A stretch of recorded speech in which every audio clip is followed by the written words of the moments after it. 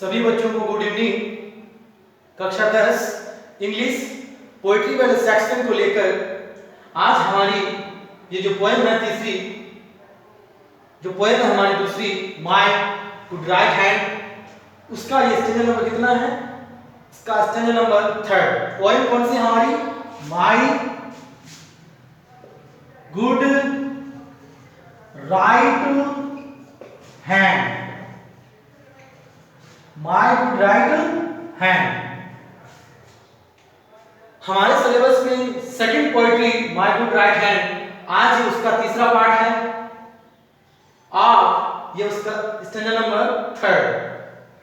पहले वाले स्टैंजा में और सेकंड वाले स्टैंजा में अब तक हमने ये पढ़ा कि एक बार कवि मुसीबतों से घिर जाता है, मुसीबतों में फंस जाता है, गरीबी में घिर जाता है, फिर वो अपने मित्रों के पास में जाता है मदद के लिए, लेकिन कोई भी मित्र उसकी मदद नहीं करता। इस प्रकार उसकी ये तलाश बेकार चली जाती है, व्यर्थ चली जाती है। कवि ये कहता कि मेरे मित्र और मेरे परिचित मुझे देखकर अनजान हो गए और उन्हें ये डर था कि मैं उनकी संपत्ति को लेकर भाग जाऊंगा, कहीं भी उनकी संपत्ति छीन लूंगा। सेकंड स्टेंजा में कवि हमसे ये कहता है कि जाने दो उन्हें जिन लोगों ने मेरी मदद नहीं की, और इस संसार के ऊपर विश्वास करना ऐसा ही है जैसा मिट्टी का घर बनाना।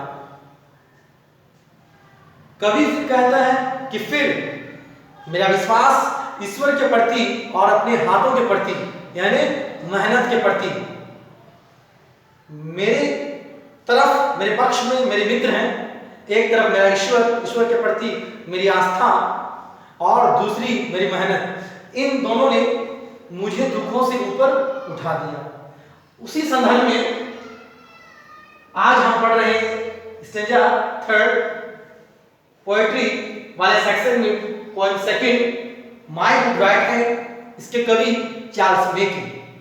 हम शुरू करते हैं।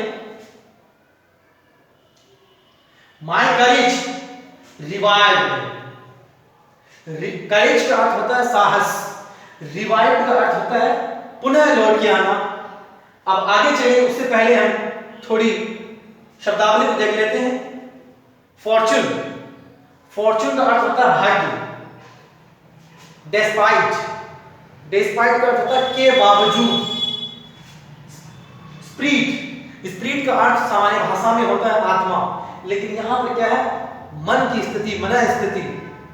लाइट, लाइट का अर्थ होता है हल्का या प्रसन्नता से भर जाना। फीड, भोजन खिलाना। क्लैड, वस्त्रों से ढकना या कपड़े पहनाना। अब हम देखते हैं माय करेज रिवाइव, मेरा साहस पुनः लौटा। इन माय फॉर्च्यून्स डिस्पाइट, मेरे भाग्य ने मेरा साथ नहीं दिया, इसके बावजूद मेरा साहस पुनः लौटा। And my hand was strong, and my hand was as strong as spirit was, as my spirit was light। कवि कहता कि मैंने इतनी कठिन मेहनत की, एक तरफ तो मैंने कठिन मेहनत की, तो इससे क्या हुआ? कठिन मेहनत की वजह से मेरे जो मन की स्थिति ना वो बिल्कुल क्या हो गई? शांत, हल्की हो गई। तो कवि ने यहाँ पर हार्ड लेबर किया है, कठिन मेहनत की है, और उस कठिन मेहनत की वजह से उसकी आत्मा, उसकी मन की स्थिति क्या हो गई?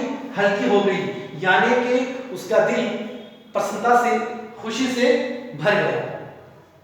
इट रेज, इट किसके लिए आ रहा है? इट आ रहा है कठिन मेहनत के लिए, उसके हाथों के लिए। It raise me from sorrow, सोरो का अर्थ होता है दुख, रेज का अर्थ होता है ऊपर उठाना। It raise me from sorrow, इसने, इस कठिन मेहनत ने मुझे दुखों से ऊपर उठाया।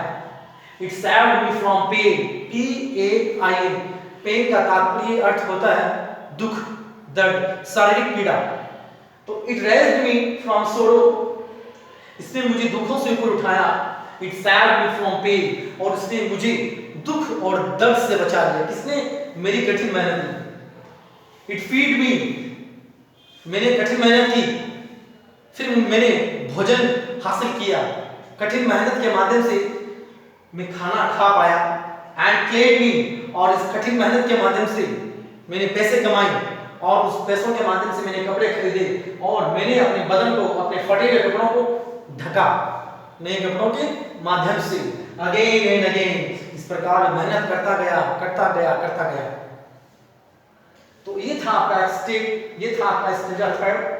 इसमें हमने ये देखा कि कवि कहता है कि मेरे भाग्य मेरा साथ नहीं दिया, इसके बावजूद मेरा साहस पुनः लौटा, और जितनी कठिन मैंने मेहनत की, उस कठिन मेहनत, जहां एक तरफ तो मैंने कठिन मेहनत की, उस कठोरता के माध्यम से एक तरफ मेरी कठोर मेहनत और दूसरी तरफ मेरी आत्मा क्या हो गई, बिल्कुल हल्की, मेरी मन की स्थिति बिल्कुल क्या हो गई, शांत। It raised me from sorrow, it saved me from pain।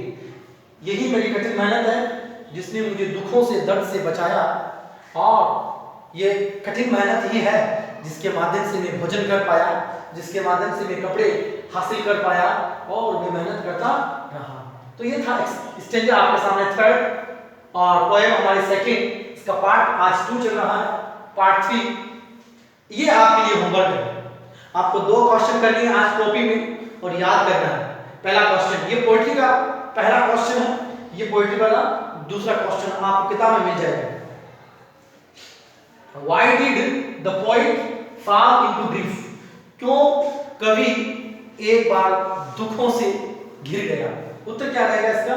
कवि ने ईश्वर पर और कठिन मेहनत पर विश्वास करना छोड़ दिया और फिर वो किसमें पड़ गया? मुसीबतों में, दुखों में वो घिर गया। Question number 2, Who is the friend? कौन उसका मित्र था? That could help and make the poet happy। कौन उसका मित्र था जिसने कवि को खुशी प्रदान की? तो हमें मालूम है ईश्वर के प्रति उसकी आस्था और उसकी कठिन मेहनत, इन दोनों ने कवि को दुखों से और दर्द से ऊपर उठाया। इस प्रकार कवि क्या हो गया? हैप्पी हो गया। तो ये दोनों क्वेश्चन आपको करने हैं, पहला क्वेश्चन और ये दूसरा क्वेश्चन, 1 और 2 ये आपको करने हैं, ये मीनिंग्स आपको याद करनी है, और ये आपके सामने स्टेज नंबर 3 है। डिस्पाइट का अर्थ होता है के बावजूद, फॉर्चून का अर्थ होता है भाग्य, करेज का अर्थ होता है साहस। मेरे भाग्य ने मेरा साहस नहीं दिया, इसके बावजूद साहस मेरा पुनः लौटा, और ये मैंने कठिन मेहनत की, कठिन मेहनत के माध्यम से मेरी आत्मा हल्की हो गई, मन की स्थिति हल्की हो गई, और इस कठिन मेहनत ने मुझे दुखों से ऊपर उठाया, इसने मुझे दर्द से बचाया, इसने मुझे भोजन दिया, इसने मुझे कपड़े दिए, और मैं बार-बार कठिन मेहनत करता रहा। तो बच्चों ये थी आपके सामने पोएट्री वाले सेक्शन को लेकर हमारी दूसरी पोएम का नाम था माय गुड राइट हैंड, और इसके जो कवि हैं वो है चार्ल्स मैगी। तो हमें प्रत्येक पोएम का नाम याद होना चाहिए, और दूसरी बात कौन इसके कवि हैं स्पष्ट उसकी मीनिंग हमें दोनों याद होनी चाहिए। और ये दोनों क्वेश्चन आपको करने हैं, ये मीनिंग आपको याद करनी है, और ये पूरा का पूरा स्टेंजा आपको कॉपी में करना है, रेफरेंस, कॉन्टेक्स्ट और एक्सप्लेनेशन। तो सभी बच्चों को एक बार पुनः धन्यवाद। आज की क्लास खत्म होती है, कल हम नेक्स्ट वाले चैप्टर में मिलेंगे, पार्ट 4।